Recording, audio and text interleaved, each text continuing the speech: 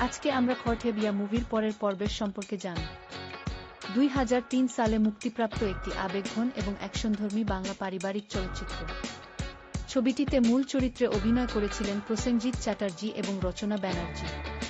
এক সৎ ও পরাজন মানুষের জীবনের সংগ্রাম, নীতি এবং অন্যায়ের বিরুদ্ধে রুখে দাঁড়ানোর গল্প নিয়ে সিনেমাটি তৈরি হয়েছিল, যা দর্শকদের অনেক পছন্দ হয়। এই সিনেমার মূল প্রেক্ষাপট, চরিত্রায়ন এবং কাহিনীর গভীরতা দর্শকদের মনে এক অনন্য জায়গা তৈরি করে নিয়েছে। প্রত্যেকেই তাদের নিজ নিজ চরিত্রে অত্যন্ত সুন্দর অভিনয় উপহার দিয়েছেন।